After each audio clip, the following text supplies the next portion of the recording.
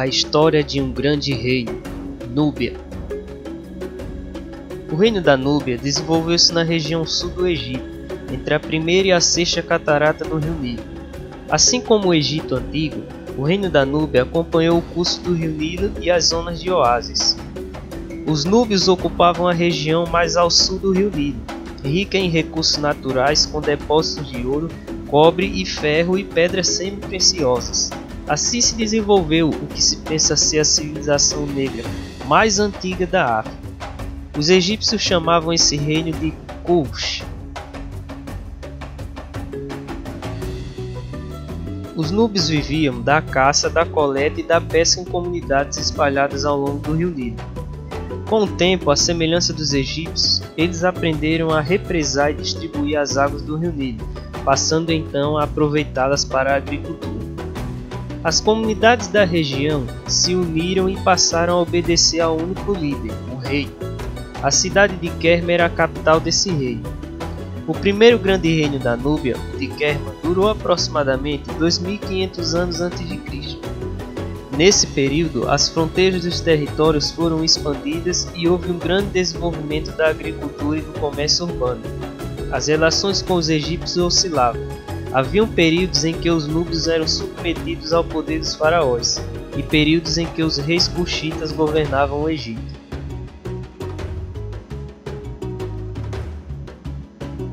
Em 1750 a.C., os egípcios invadiram o território núbio, interrompendo o crescimento do reino Kush. Durante 500 anos, as rotas comerciais e as minas de ouro cuxitas foram submetidas ao controle dos faraós. Nessa época, os núbios absorveram muitos elementos culturais do Egito. Adotou-se a escrita hieróglifa. Escribas e artesãos do Egito ensinavam suas técnicas aos núbios. A população cuxita foi utilizada para trabalhar nas obras do Egito e engrossar o seu exército. Com o fim do domínio egípcio, a nova capital do reino de Kush foi estabelecida em Napata, no século 8 a.C.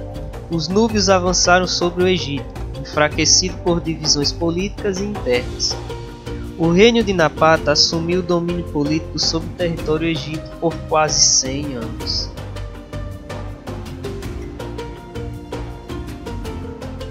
No século 7 a.C., contudo, os assírios invadiram o Egito, obrigando o retorno do reino cuxita às suas fronteiras originais em Napata.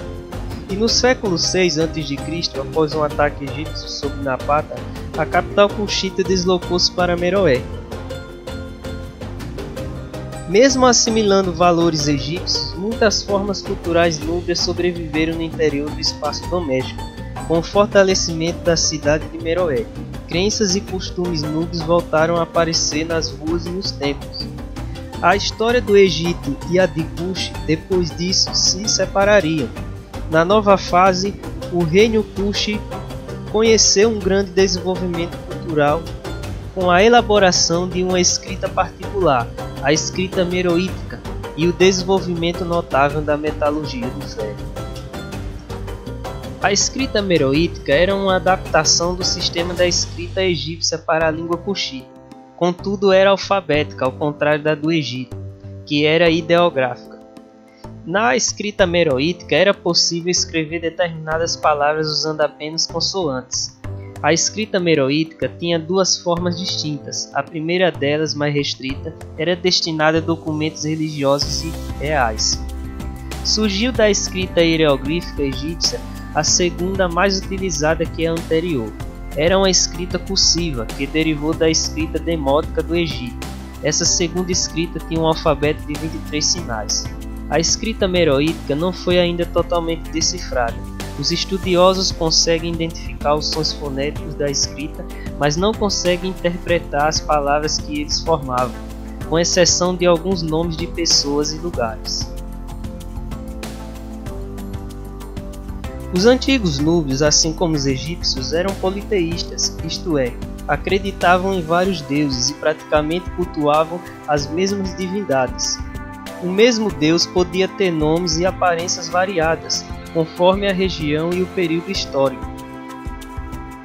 Alguns desses eram representados com formas humanas, outros com cabeça de animais e corpo de humanos, ou seja, eram antropomórficos. Era comum a adoração de animais dentre eles. Podemos citar o gato, o crocodilo, o carneiro, o leão, o elefante e outros. Vale ressaltar que alguns animais pré-históricos, como as girafas, por exemplo, e outros mais tardios, como o galo e o cavalo, não figuravam no panteão animal divino dos núbios.